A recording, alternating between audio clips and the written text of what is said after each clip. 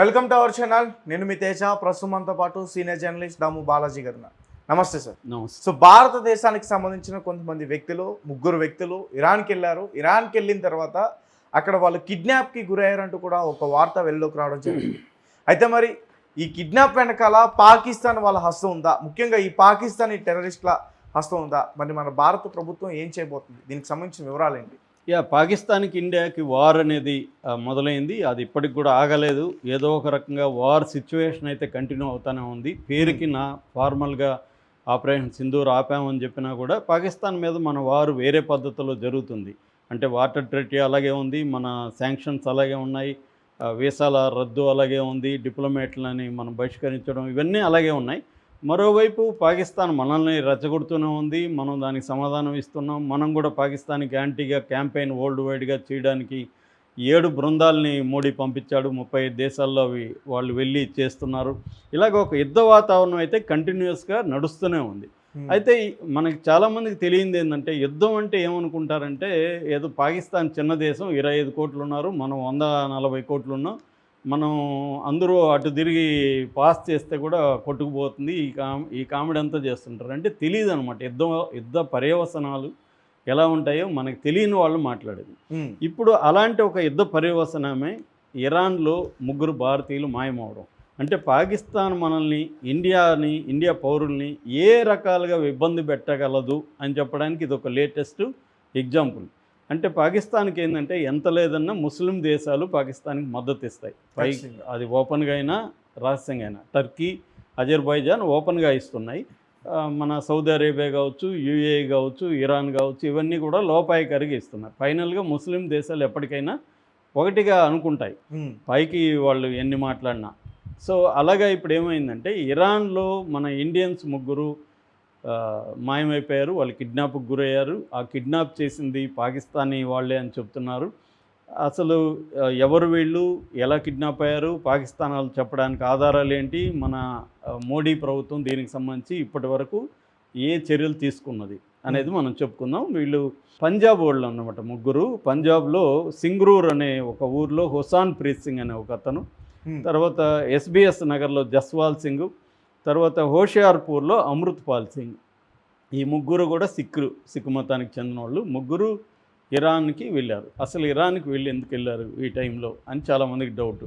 ఎందుకంటే ఒక tense situation ఉంటే ముస్లిం దేశానికి వెళ్ళి ఎందుకు వెళ్ళారు, కానీ వీళ్ళు ఇరాన్కి వెళ్ళాలనుకోలే. వీళ్ళు ఏంటంటే వీళ్ళు ఆస్ట్రేలియా వెళ్ళి అక్కడ ఉద్యోగాలు చేద్దామని అనుకున్నారు. ఎవరినో ఒక ఏజెంట్ని కలిశారు. ఈ హోషియాపూర్లో ఒక ఏజెంట్ ఉన్నాడు. ఆ ఏజెంట్ ఏంటంటే, మిమ్మల్ని ఆస్ట్రేలియా పంపిస్తాను, మీకు వర్క్ పర్మిట్ ఇప్పిస్తాను, అక్కడ మీరు పని చేసుకోవచ్చు అని చెప్పారు. కన్స్ట్రక్షన్ అట్లాంటి వాటిలో మీరు పని చేసుకోవచ్చు అని చెప్పారు. వీళ్ళు నమ్మి ఆ ఏజెంట్కి 3 కలిసి తలా 6 లక్షలు 18 లక్షలు వాడికి సమర్పించారు. వాడేం చెప్పాడంటే, మీరు దుబాయ్, ఇరాన్, ఆస్ట్రేలియా అలా వెళ్తారు, ఆ రూట్లో వెళ్తారు, ఆ రూట్లో నేను అరేంజ్ చేస్తానని చెప్పాడు. సో దుబాయ్ వెళ్ళారు. దుబాయ్ నుంచి ఇరాన్ ఫ్లైట్ వచ్చింది. ఇరాన్లో ఏం చెప్పారంటే, అక్కడ స్టాప్ ఓవర్ అంటాము, అక్కడ ఆగి ఒక రోజు అట్లా ఉండాలి, అది లీగల్గా నేను పర్మిషన్ తీసుకున్నా, మీరు ఉండొచ్చు, మిమ్మల్ని ఎయిర్పోర్ట్లోనే రిసీవ్ చేసుకొని క్యాబ్లో హోటల్కి తీసుకెళ్తారు, అక్కడ హోటల్లో ఉంటారు, తర్వాత ఇరాన్ నుంచి ఆస్ట్రేలియాకి ఫ్లైట్ రెడీ కాగానే మిమ్మల్ని మళ్ళీ పిలుచుకొని వచ్చి ఎయిర్పోర్ట్కి తీసుకొస్తారని వీడికి చెప్పారు. వీళ్ళు నమ్మి వెళ్ళారు, ఇరాన్లో దిగారు. ఇరాన్లో దిగ్గానే అక్కడ ఈ అమృతపాల్ సింగ్ అనే అతను వాళ్ళ అమ్మ గుర్దీప్ కౌర్ అని వీడికి ఫోన్ చేశాడు. అమ్మ, నేను దిగాము, అంత బాగుంది, పర్ఫెక్ట్ ఉంది, ఇప్పుడు క్యాబ్ కోసం వెయిట్ చేస్తున్నాను, క్యాబ్ మమ్మల్ని హోటల్కి తీసుకెళ్తుందని చెప్పాడు. ఆమె కూడా మంచిది నాయన, జాగ్రత్త అని చెప్పింది. చెప్పినాక ఒక 1 అవర్ తర్వాత మళ్ళీ ఫోన్ వచ్చింది ఆమెకి. అమ్మ, మమ్మల్ని ఎవరో కిడ్నాప్ చేస్తున్నారు, కిడ్నాప్ చేసి తీసుకెళ్తున్నారు అని ఆందోళనగా మాట్లాడుతుంటే ఈమె టెన్షన్ పడిపోయింది. ఈ లోపల ఫోన్ కట్ అయిపోయింది. అప్పటి నుంచి మళ్ళీ ఫోన్ ట్రై చేస్తుంటే స్విచ్ ఆఫ్ వస్తుంది. సో ఇది పరిస్థితి. సో అప్పటి నుంచి వాళ్ళ 3 వివరాలు తెలియట్లేదు. అయితే ఈ లోపల ఏమైందంటే, ఆ 3 ఫ్యామిలీకి వీడియో కాల్స్ వచ్చాయి. వీడియో కాల్స్ వస్తే ఆ వీడియోలో చూస్తే వాళ్ళు ఈ 3 కూడా కట్టేసి ఉన్నారు. ఒక రూమ్లో ఎల్లో దారంతో కట్టేసి ఉన్నారు. చేతులకి ముఖాలకి గాయాలు ఉన్నాయి. వాళ్ళు ఏడుస్తున్నారు. ఆ విజువల్స్ ఫ్యామిలీకి వచ్చాయి. వీళ్ళు షాక్ అయిపోయారు. ఇదేంటిది అని షాక్ అయిపోయి కాసేపు వచ్చినాక ఆపేశారు. ఇప్పుడు వాళ్ళు ఏంటంటే మళ్ళీ ఆడియో కాల్ చేశారు. ఆడియో కాల్ చేసి, మీరు ఈ 3 మేము వదలాలంటే ₹1 కోటి మాకు ఇవ్వాలి అనేది డిమాండ్ పెట్టారు. సో ఇప్పుడు వీళ్ళకి అర్థం కాలే, ఏమైనా అర్థం కాకుండా పోలీసుల్ని అప్రోచ్ అయ్యారు ఈ ముగ్గురు. పోలీసులను అప్రోచ్ అయితే ఆ నెంబర్ చూస్తే ఆ నెంబరు వీళ్ళ ముగ్గురికి ఒక నెంబర్ నుంచే వచ్చింది. ఆ నెంబరు పాకిస్తాన్ది. ట్రేస్ చేస్తే పాకిస్తాన్ది. సో పాకిస్తాన్ వాళ్ళే వీళ్ళ ముగ్గురిని కిడ్నాప్ చేసి డబ్బులు అడుగుతున్నారు అనేది క్లియర్ అయిపోయింది. అంటే ఇరాన్లో కూడా పాకిస్తాన్ నెట్వర్క్ ఉంది. అంటే పాకిస్తాన్ నెట్వర్క్ ఉందంటే 2 రకాలుగా ఉంటుంది. ఒకటి టెర్రరిస్టులన్నా చేయాలి, 2 ఐఎస్ఐ వాళ్ళన్నా చేయాలి. మన వాళ్ళు, మన గవర్నమెంట్ ఏమనుకుంటుందంటే దీని వెనక ఐఎస్ఐ ఉంటుంది. ఎందుకంటే టెర్రరిస్టుల వెనక కూడా ఐఎస్ఐ ఉంటుంది. ప్రపంచంలో ఈ ముస్లిం టెర్రరిజం వెనక ఎక్కువగా పాకిస్తాన్ ఐఎస్ఐ వాళ్ళే పెడతారనమాట ఇలాగ. సో ఇరాన్లో వాళ్ళ ముస్లిం కంట్రీనే కాబట్టి, రెండోది ఇరాన్కి పాకిస్తాన్కి మధ్య బార్డర్ కూడా ఉంటుంది కాబట్టి వాళ్ళకి మంచి సంబంధాలు కూడా ఉన్నాయి. మన దేశానికి వచ్చిన మధ్య ఇరాన్ ఫారెన్ మినిస్టర్ మన దేశాన్ని విజిట్ చేసి మళ్ళీ పాకిస్తాన్కి వెళ్ళాడు. మామూలుగా అయితే అలా వెళ్ళకూడదు అనేది మన రూలు.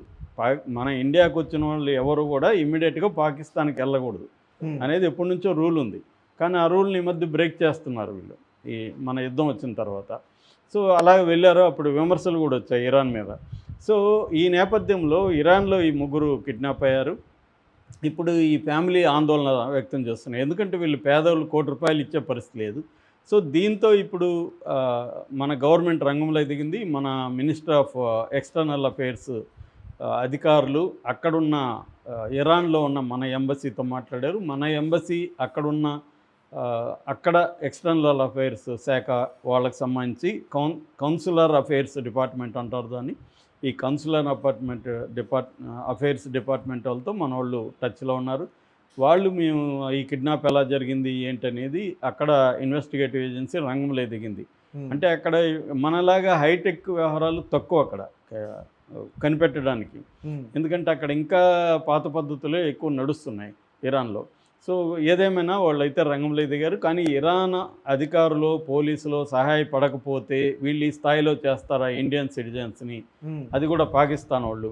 ఎందుకంటే ఈ ఒక టెన్షన్ సిచ్యువేషన్లో పాకిస్తాన్ వాళ్ళు ఈ స్థాయిలో తెగబడ్డారంటే ఇప్పుడు వరల్డ్ వైడ్గా ఉన్న ముఖ్యంగా గల్ఫ్ దేశాల్లో మన వాళ్ళు ఒక 70-80 లక్షల నుంచి 1 కోటి వరకు ఉంటారు మన పాపులేషన్. వాళ్ళందరికీ ఒక రకమైన థ్రెట్టే కదా, ఎక్కడ ఏ దేశంలో మనల్ని పాకిస్తాన్ వాళ్ళు వచ్చి కిడ్నాప్ చేస్తారో అన్న ఒక భయాందోళన అయితే ఈ ముగ్గురు వాళ్ళు ఇప్పుడు నెలకొనింది. అందుకని ఇండియన్ గవర్నమెంట్ అయితే సీరియస్గా తీసుకునింది.